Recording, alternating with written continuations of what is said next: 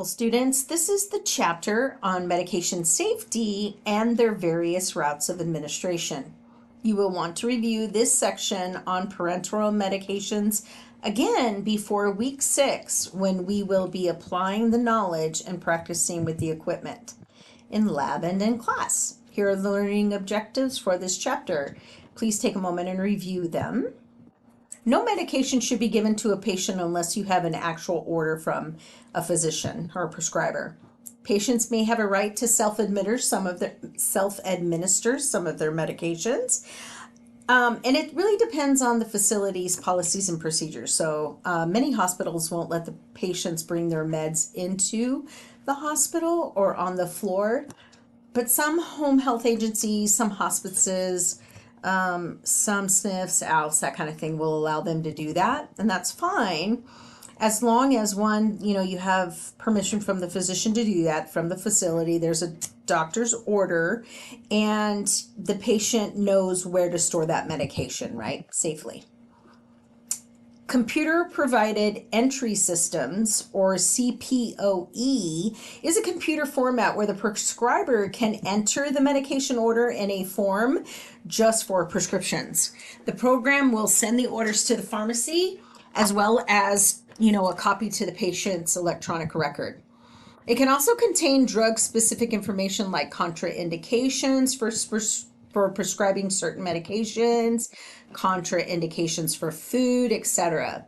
When a patient enters a facility or transfers floors within a facility and is being discharged, it is required that the nurse do what's called a medication reconciliation. This is done by obtaining an accurate and current list of all of the medications the patient's taking. This includes any over-the-counter medications as well as herbal supplements, essential oils, and even vitamins, right?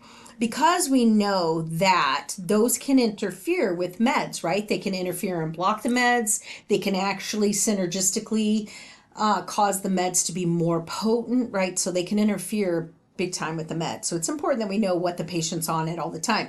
So when we do that medication reconciliation, we're making sure that everything the patient has taken is accounted for, right? And every med that they no longer take should not be on their MAR or medication list. There are also different types of medication orders. Standard written prescriptions are to be given until further orders are received. Some medications, like narcotics, will have an automatic stop date. This is to ensure that the medication is still needed after a reasonable amount of time. Stat orders mean you are to give that medication immediately and only once. Single prescriptions are given once at a specific time. PRN medications are given when the patient requires it within established protocols. A verbal order is when a prescriber gives a nurse a spoken order. These are usually only given in urgent situations, although I will say we do it all the time.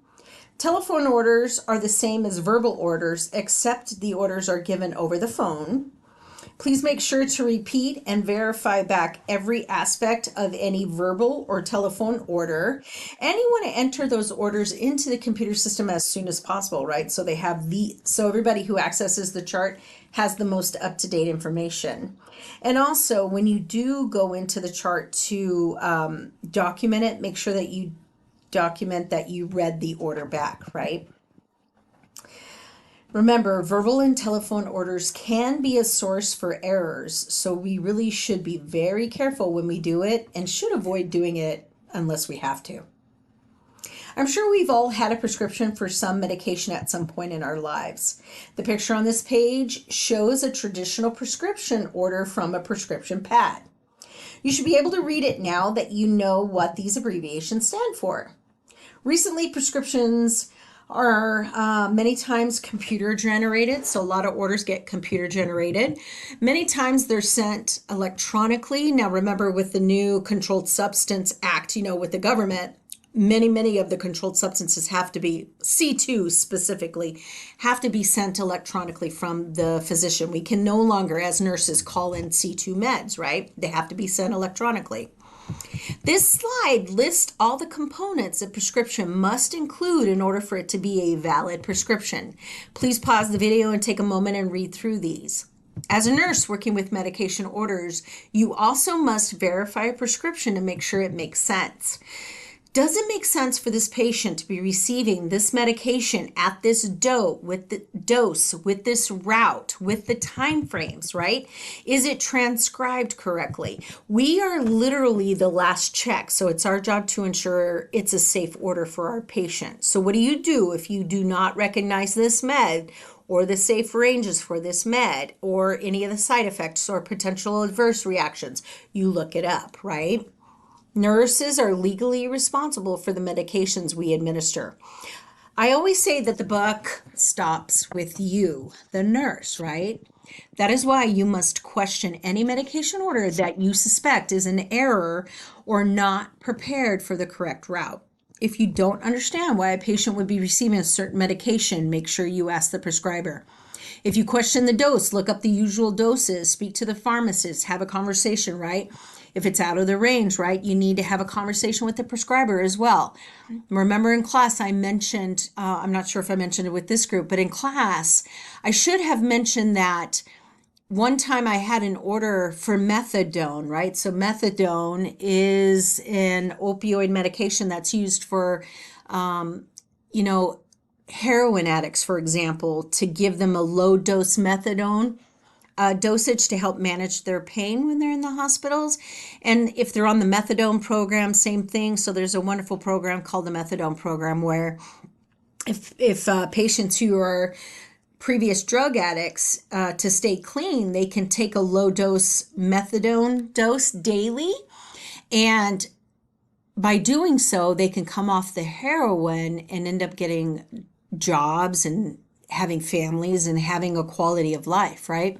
So it's a great program. But one of the things you have to remember with methadone is it has a really strong half-life. The references vary, so it's anywhere from 24 hours to up to 48 hours for one single dose of methadone for its half-life, right? So knowing that it can, really, it can kill your patients if the dose is too strong. I had a physician one time order a really high amount of milligrams of this medication. And it was, I was working overnights at the time. And I knew the guy was a heroin addict, but let me tell you, this was like over 100 milligrams of methadone for this guy. And it was just too terrifying for me to give the dose because it wasn't a normal dose, right?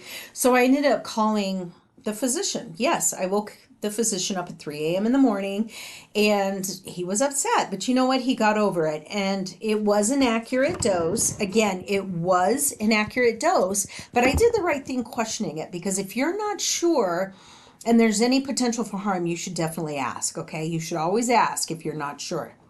It only takes a minute to look these things up, and you can save a patient from a bad outcome, right? And you have the right to refuse or to administer any medications you think the patient should not be receiving, right? At least until you have a conversation with the physician and the pharmacist. So again, contact the provider and ask for either a substitute medication or have a conversation where you understand why the patient's receiving that med, right? And then, of course, you want to make sure you document all of these conversations and actions.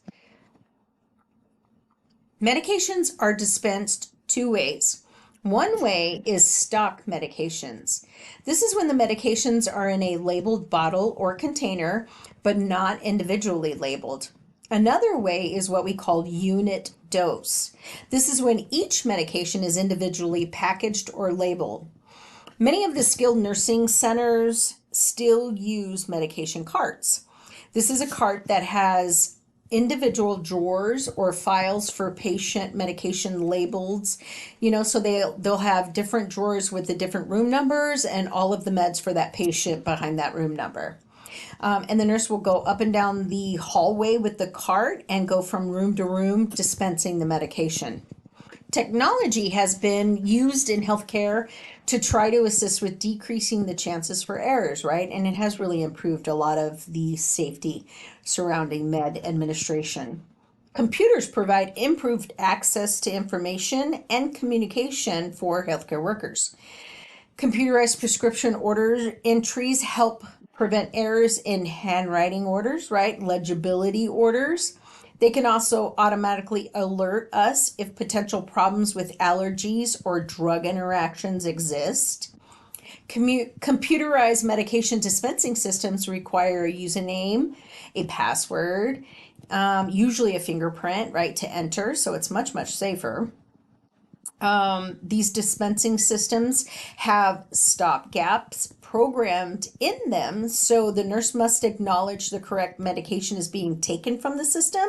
And it also has alerts for like drug allergies or drug interactions, and you have to acknowledge that too, right? So it has all these stop gaps to try to prevent us from making errors. It's really wonderful. Barcoding the medications and using barcodes on patients' ID bands makes it easier for us to ensure we're giving the right medication to the right patient, and all of that, right? Improving safety. And if any information doesn't match, then we will receive an error message when we scan either the ID badge or the med, right? So it's just another check. We use the metric system in medicine. It is more accurate and is more universal. We have gone over conversions and methods for computing drug dosages already very thoroughly, so we won't spend any time on it right now. Medication errors usually occur when you are in a hurry and you have skipped part of your 3 checks, 12 plus rights. Saving 20 seconds in a medication prep check could cost your patients their life. Don't go there. Always do your 3 checks. First, you're going to check the medication when you pull it out of the medication dispensing system prior to pouring, mixing, or drawing it up. Second, you're going to check it again after you prepare the medication. This can be when you are putting it in the med cup or when you're getting ready to go. And then lastly, your third check and your final check is going to be at the bedside, or if you have to get a medication from a stock bottle. So a stock bottle is when we have, like, for example, a bottle of Tylenol at the skilled nursing facility, right? That's considered a stock bottle. So we check those stock meds at the nurse's station prior to returning the bottle to the area where, the medication is stored, or the medication dispensing system. Stock bottles can be things like insulin bottles, vitamins, acetaminophen, all that kind of stuff.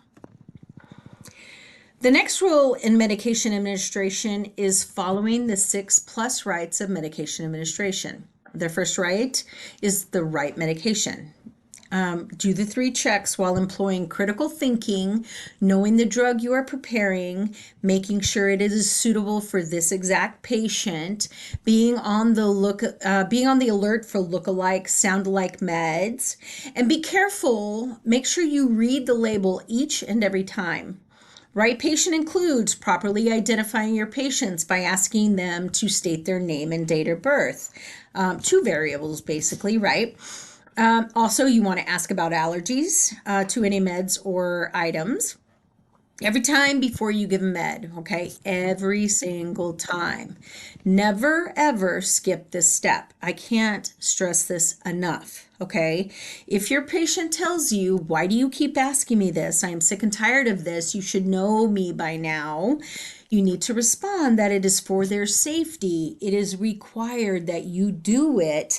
And, you're just making sure they're safe. Also, do not leave medications at the bedside, ever. You want to always observe your patient actually swallowing the medications, right?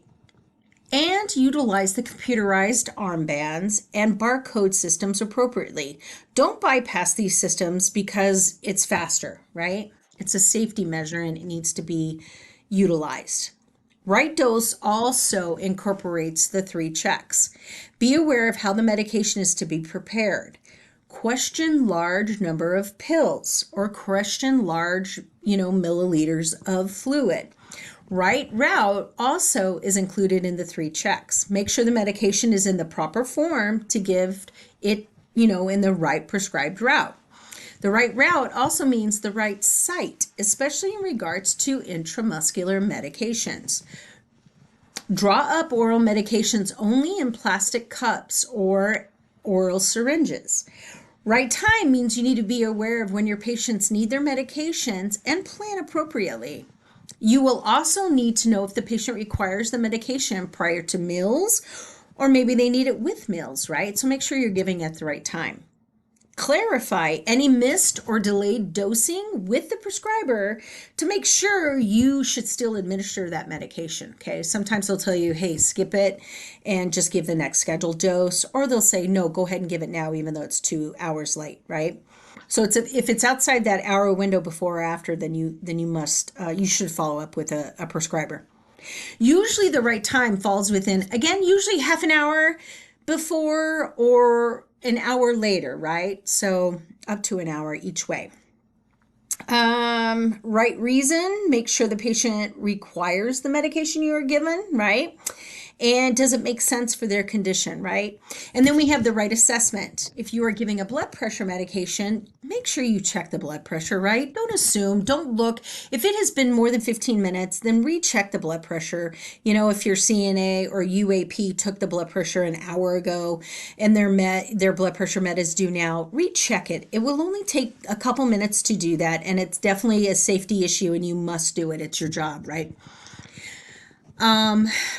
Right documentation. If you didn't document it, it didn't happen. So make sure you're documenting everything you do, every conversation you have, all of that, right? And really, depending upon the agency that you're working at, you'll either be documenting on paper. Some facilities still document on paper. Others will use an electronic chart. Right. Most medication administration records, or MARs, are on the computer these days, right? Be sure to document the time the med was given under the correct medication and sign off on it. PRN medications require additional documentation, including the reason you're giving that medication, and what the patient's response was to that medication, right? Never document that you gave a drug before you give it, okay? So you're going to see this happen in the field all the time. But for you, with your practice, don't do it, right? There's a million things that could happen. The patient could refuse the med. You could drop the med on the floor. Well, I guess you could get another one in that case. But they could refuse the med. They could be down getting an MRI. I mean, there's like a lot of things that could happen. So don't document it before you give it, okay? Just don't do these bad habits. If it ever came to a court case, for example, you could be charged with falsifying documentation. So just don't go there, okay? Right response. How do you know it worked?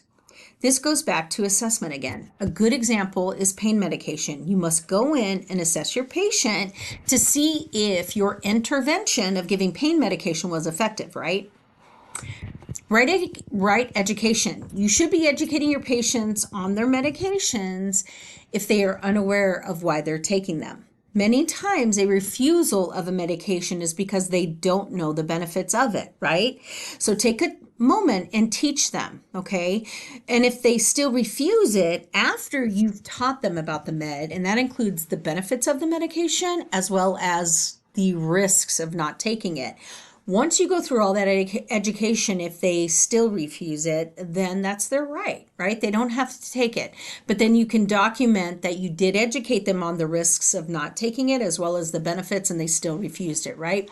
And then after you have that conversation and they still decline the medication, you need to make sure you call the prescriber and let them know.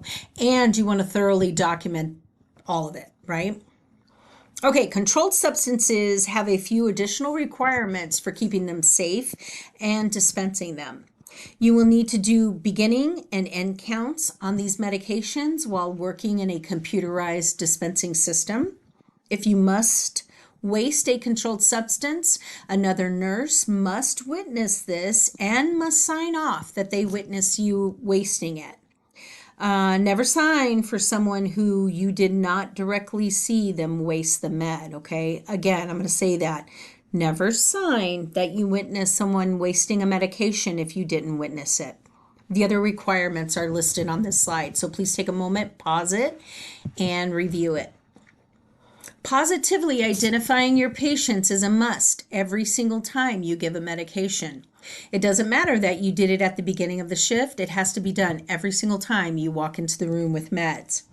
First, while observing the name band, you must ask the patient their full name and then also move on to their date of birth. That is your first and second identifier. Then you will use the technology provided to scan the armband code, scan the code on the medications. You're going to compare them to the computerized medication administration record, or MAR, for accuracy, as well as any alerts that might be going on. This slide lists the various routes of oral medications. Medications that you swallow can come in tablet, it can come in a pill, can come in a capsule. They can also come in liquid suspension forms. They can be buccal or buccal, however you say that. They can be sublingual medications that you take in your mouth. These are absorbed via the mucosal membranes, which we've mentioned in class are really great, absorption method.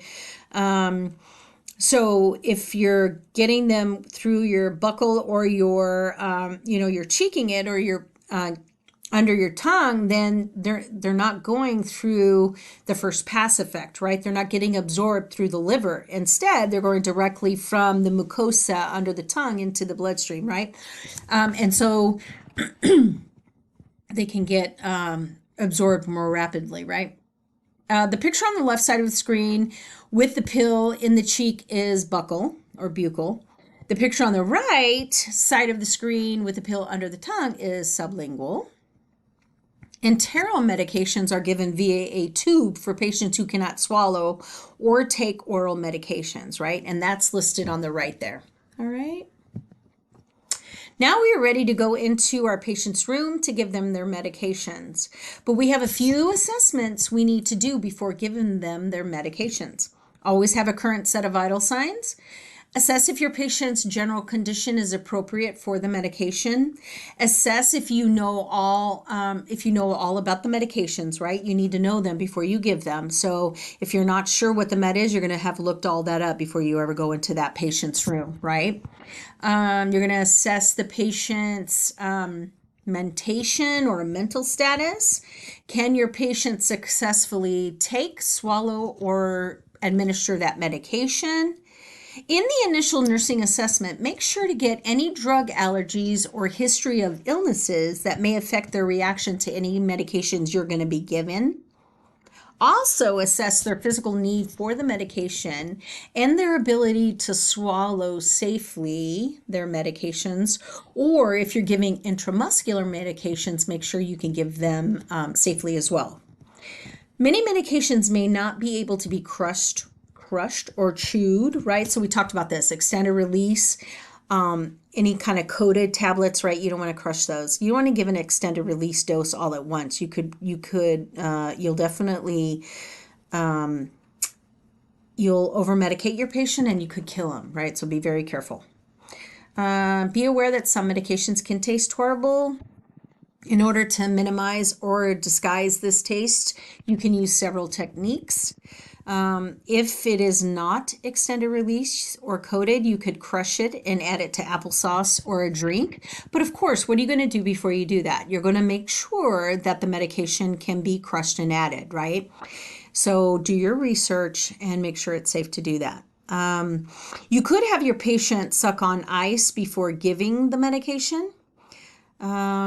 Let's see. Another trick is placing the medication once you mix it in the back of an oral syringe. So you mix it with a little water in the back of a syringe, and then, in a syringe, and then you put it in the back of their tongue, right? So the taste buds, there's not as many taste buds in the back of their tongue, so it doesn't taste as bad, right? Store oily medications in the fridge. And you definitely want to offer oral hygiene immediately after giving any kind of meds. And then make sure you give them plenty of water or other liquids to take it with, right? For older adults, you need to allow additional time for them to take the medication. And you may need to crush the medication and give with food or liquid, again, if it's safe to do so. You may need to gently massage the laryngeal prominence to create the response to swallowing for some patients. And make sure that you assist to set up a schedule for their medications tell them about medication dispensing aids that are available to them. Teach them not to rely on shape or color of their medications because manufacturers change all the time, right? So that the med may change shape, it may change color. So please tell them not to rely on that, but to literally get to know their meds by name, right? Again, different pharmaceutical companies have different looking pills with the same medication name. So it's very important that we get them to know the actual names of their meds. The parenteral route of medications is via an injection. Here are the 3 places common injections are given, as well as other routes you will learn in the other 3 blocks. Please pause, take a moment, and review each one of these, okay? When selecting the proper equipment for the injection, you must consider several things. First is the route. Intramuscular injections require longer needles, right, to get to the muscle. Some people that are obese may require even longer needles than the standard needles, right?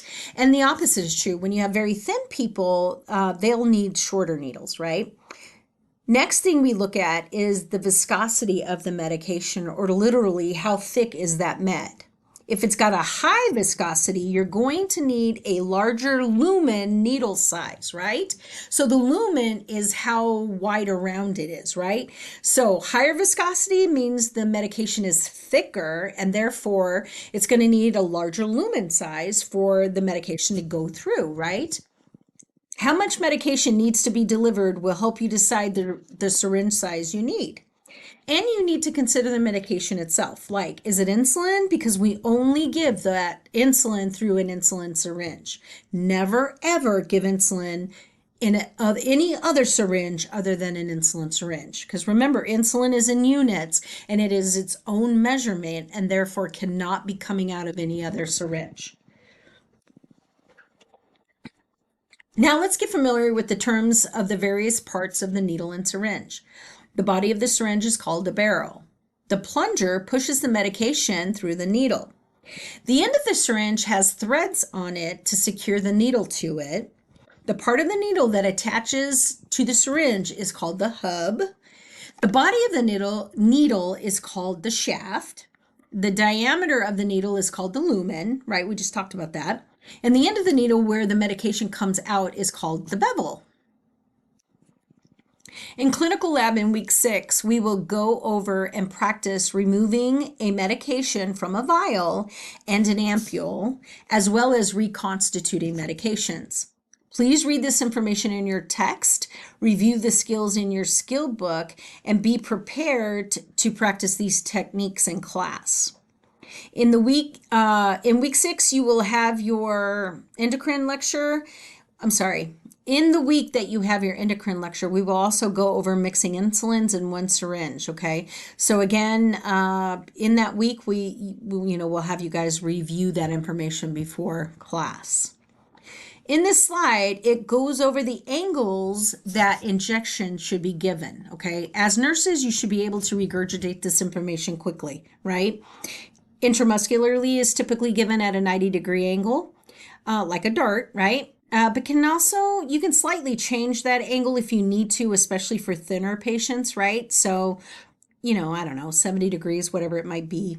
Subcutaneous injections are also given at 90-degree angles, but we can also angle that up as low as 45 degrees. So like, again, if your patient's really thin, turn that sub-Q injection to a 45 degree, give it at that angle so you get the fat tissue, the sub-Q tissue, right? But if they're obese, you can do it, straight in like a dart with a 90 degree. And then we have intradermal medications are typically given 5 to 15 degrees, more toward the 5-degree angle.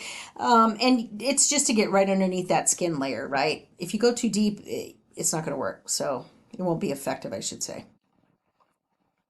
This slide reviews the principles for intradermal medication injection. Please take a moment to review this information, so pause the video. Needles for these injections are short and have a very small lumen, right? The gauge of the needle indicates its size. The larger the number, the smaller the gauge of the needle.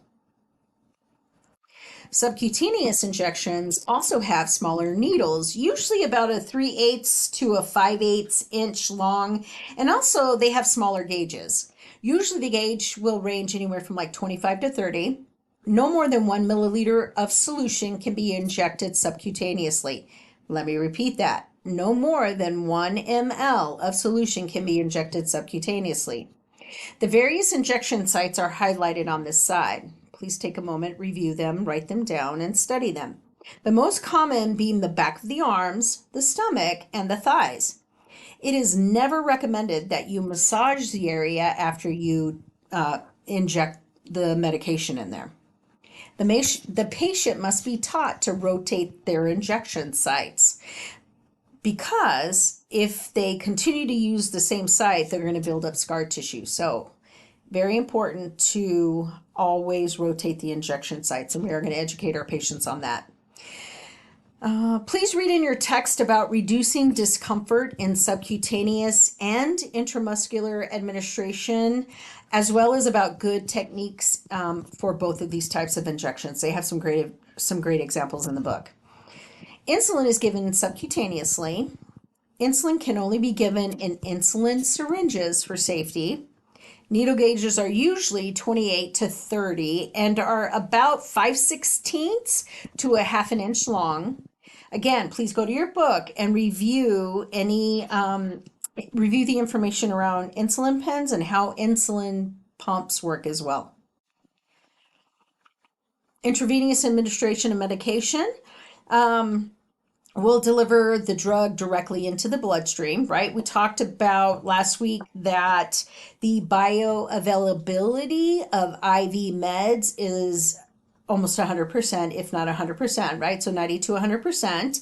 Medications, they have an immediate effect once they're administered, right? Because it goes right into the blood. So we literally cannot take it back once we inject it, right? So just be careful, right? Intramuscular injections are given in 3 different muscle groups. The first is the ventral gluteal site. This is the preferred site for adults as it is the largest muscle, but it has less nerves. It has less blood vessels near the site where we do the injections.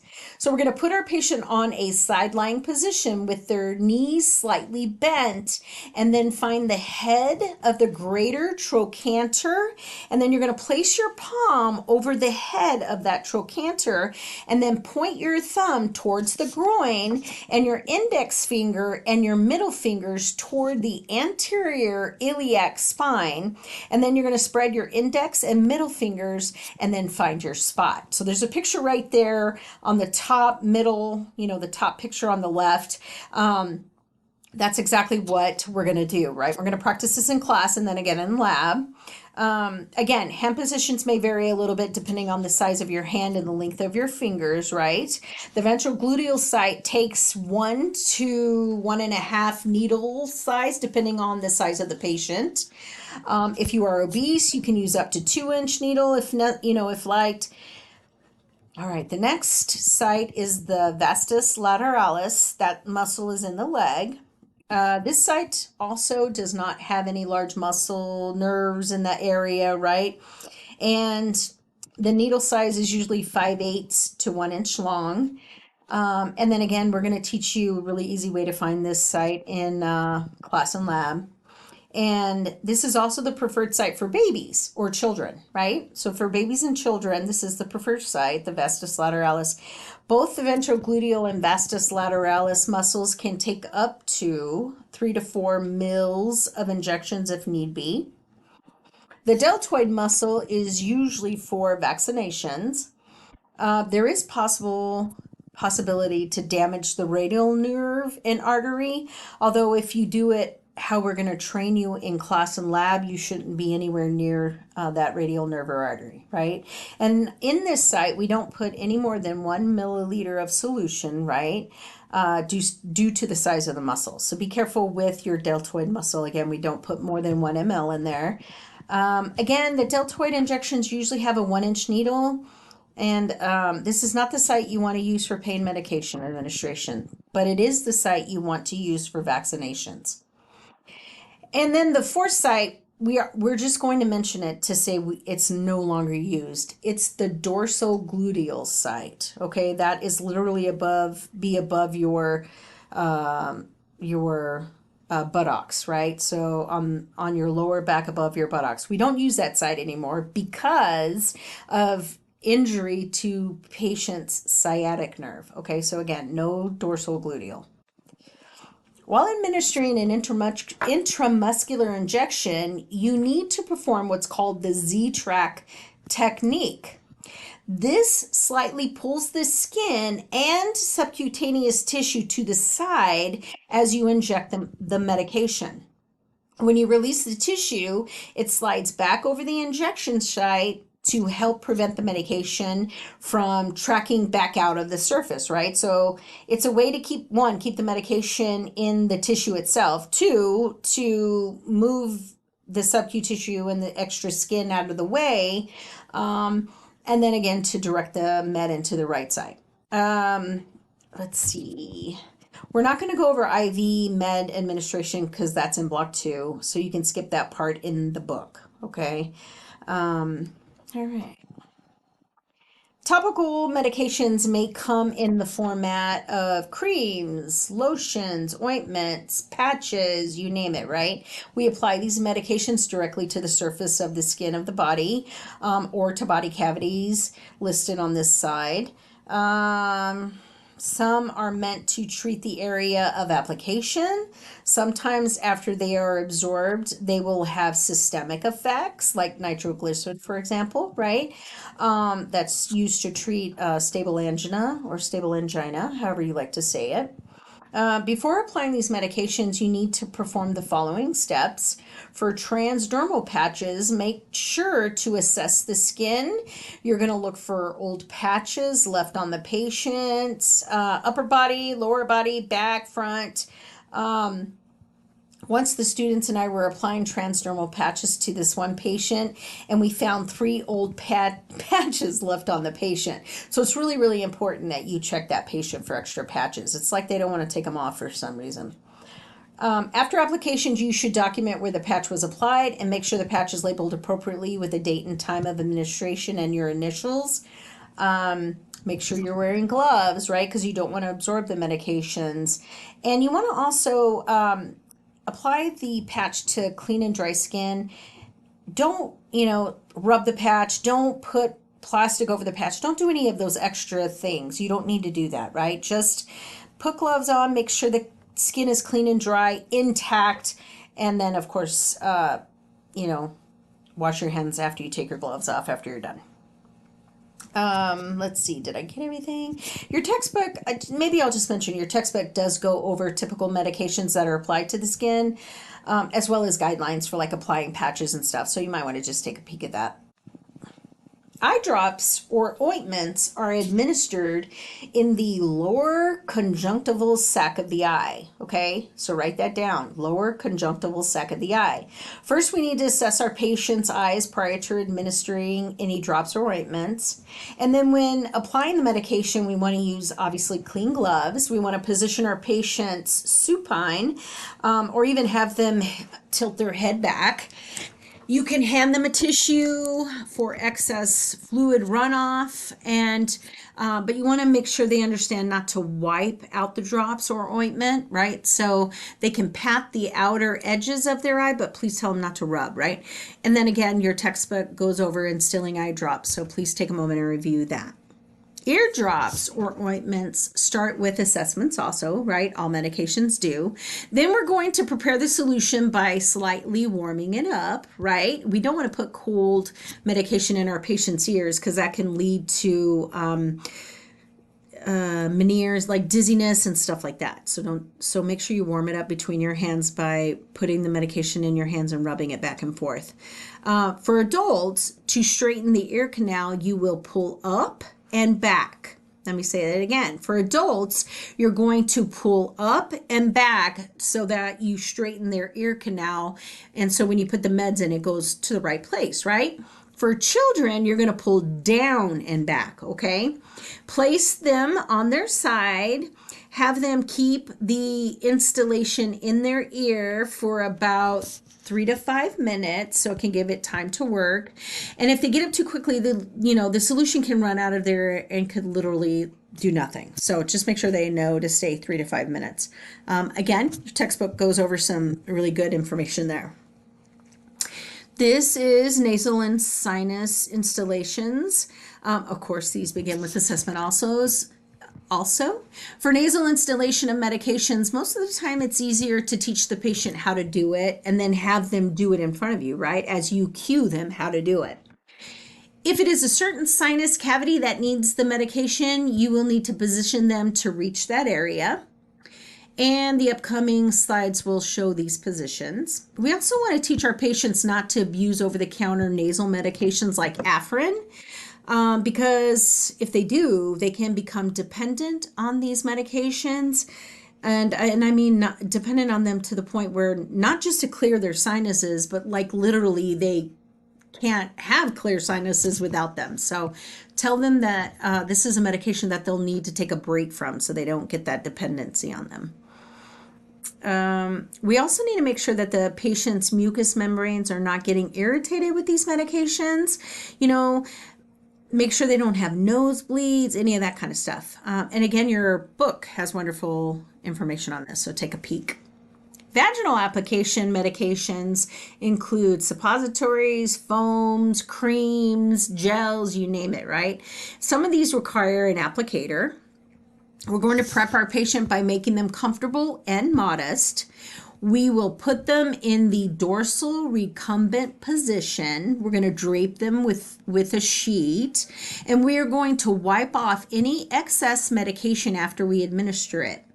Of course, we're going to wear gloves. We're going to insert that plunger 2 to 3 inches, and then we're going to push that medication all the way in. For suppositories, place them in the whole length of the finger, okay? Have your patient stay in that dorsal recumbent position for 5 to 10 minutes so that the medication can get absorbed and not come out, right? In your textbook, it goes over this and some other helpful hints as well. Rectal medications usually come also in suppository form, just like the vaginal ones do. First, we're going to assess for rectal bleeding. We're going to assess for hemorrhoids, any kind of tissue problems. We're going to prep our patient by placing them in the Sims position and making sure they're comfortable as well as covered up, right? And do I have to say to apply gloves? Yes. So apply gloves. And then remember, we want to make sure we lubricate the suppository really well with jelly as well as your finger with jelly, right? And just realize that for the patients, it's a natural response for them to try to close that sphincter when it's touched. So what I like to say is take a few slow, deep breaths and try to relax. Do this one with the vaginal application as well, because people tense up, right? And you want to insert the rectal suppository about 2 to 3 inches and have them, again, lay flat on their side for about 5 minutes after to allow that medication to get in the system. Make sure the call light is within their reach. And then if you are expecting the patient to have a bowel movement, if you're putting in a enema or, a suppository or something, then you want to stay with that patient so that you can help clean them up and everything, okay? And again, your textbook goes over very helpful information with this. Respiratory inhalation administration of medication is done by producing a mist, fog, or spray from a liquid drug, and then we inhale it, right? This is also called a nebulization or nebulizer treatment. The alveoli, which remember are the most important part of the lung, right? That's the grape-like clusters that absorbs the med, will absorb the drug through the capillary system and it goes into the bloodstream. Atomizers turn the liquid into droplets. Aerosols turn the liquid into a gas. Metered dose inhalers, or MDIs, deliver a measured dose of fine droplets. Metered dose inhalers are pictured on this slide. These will give a predetermined amount of medication with each dispensing dose. Make sure to shake the canister because you want to mix that med really well. Place the mouthpiece in front of your mouth, to like 1 to 2 inches, and inhale slowly and deeply for 3 to 5 seconds. And if possible, hold the medication, have the patient hold the medication for up to 10 seconds to allow that medication to dispense through the lung fields, okay? And if they have a hard time doing that, that's a spacer in that left picture. We can use those for elderly and young patients, or anybody actually who has difficulty holding the medication, or who has difficulty timing, between depressing and breathing in. All of that, we can use a spacer which will literally hold the medication in that spacer and allow the patient time to inhale, thus increasing the percentage of medication that they get, right? Dry powder medications are also dispensed with a predetermined amount of medication with each dose, as well as a certain number of doses in each canister. Follow the steps on the slide to administer the medication properly. You want to instruct your clients to wait at least, I would say wait at least 2 to 5 minutes between to administer the second dose, right? So you see patients who give themselves back-to-back doses of albuterol like within 10 seconds, right? And they're literally not giving the chance of that first dose to make a difference, and open up the lungs so that so that second dose makes a bigger impact. So just educate them. Tell them to wait, 2 to 5 minutes between doses to allow the lungs to open up from that first dose. You also want to teach your patients to rinse their mouth after administering the medication, because these medications, if left in the mouth, tend to have a tendency to create an environment where candida or thrush can really develop and occur, right? So make sure they rinse their mouths if that's the case. Not with all the meds, right? Inhalation meds, but with many of them. Again, your book has really great resources, so pause this and look at those. So your MAR, right? Your medication record, and medication record documentation. So after administering the medications, you must document them in the MAR as soon as possible. Additional documentation may be needed, like a pulse rate, a blood pressure, whatever is relevant to that medication, right? For injections, you want to note the injection site you used, like left ventral gluteal. If you omit giving a medication, you must document the reason for not giving it. So if you omit it or don't give it, you must document why, right? Always. And if a patient refuses the med, you must document not only the reason, but that you also explain the risks as well, the benefits of that medication, right? And that they understood that and still declined it.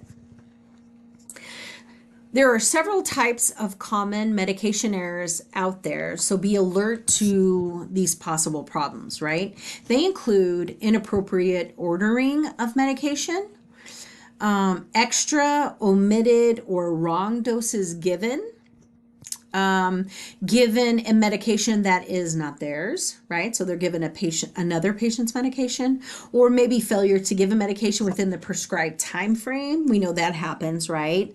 Maybe the medication came in the incorrect preparation format, right?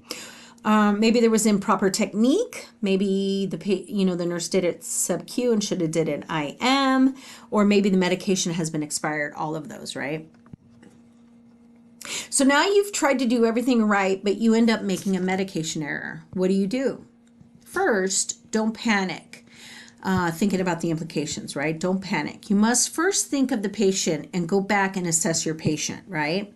So first assess your patient, then you're going to notify your supervisor or charge nurse of the error and the patient's current condition. And then we're going to contact the provider and get further orders. And then, of course, follow any agency guidelines as far as what incident report you should do and any other further protocols, right? We're all human. We can make mistakes. So you just want to make the small ones, okay? Patient teaching. Okay. It is usually up to the nurses to teach our patients about everything, right? Including their medications. When you thought of becoming a nurse, did you ever think you would end up being a teacher? Well, we have teaching, we do it all the time with our patients, right? Not only about their health, healthy habits, but also about their medications and their disease processes and all of those things, right? And things we can do to keep them healthy every day. Teaching requires establishing rapport with your patients, right? Building trust. And so, and we are the ones that have trust, right? We work more closely with them than any other medical person other than maybe the CNAs, right? So make sure your environment that you're conducting the teaching in is free from any noise, interruptions, distractions. Make sure you have plenty of time to do the teaching, because if you don't, it's going to come off as rude and they're not going to listen to you, right? And I think it's important to know, did you know the average reading level of an American is only at the 5th grade level? So we need to make sure we know our patient's educational level enough to speak to them at that level so they understand. And the other thing to consider is to make sure we are using layman's terms, right? We're not using medical language. When we say void, we know it's in regards to urinating, but your patient may think it's in regards to voiding something, right? Or not doing something. So just make sure you're speaking layman's term, right? Make sure their pain is under control and that they are ready to receive their information, right? So if a patient's in pain, it's not a good time to educate them. So medicate them for the pain and come back in a half an hour to do the education. And then sometimes you need to be more of a cheerleader for them than their nurse. So be really encouraging, right? Give them time to ask questions. Active listening means you are there with them at that moment and you're literally listening to what they have to say, right? And you're not thinking about what you're moving on to next. I know that's hard, but practice it, right? Whenever possible, have a family member or caregiver present for the teaching so that they can help the patient recall what you're teaching them, and they can also reinforce that in the home. Remember, they are usually not feeling 100% when we are working with them, right? And whenever possible, provide written material of what you are teaching them in their native language. The hospitals have really great programs where you can go in and look for teaching material like diabetes. And it comes in a ton of different languages, right, that you can print out for them. Make sure to do your teaching in short intervals whenever possible so that they can process the information. And of course, teach back is the best method, right?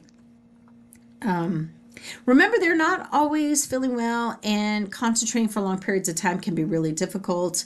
So again, do for short periods.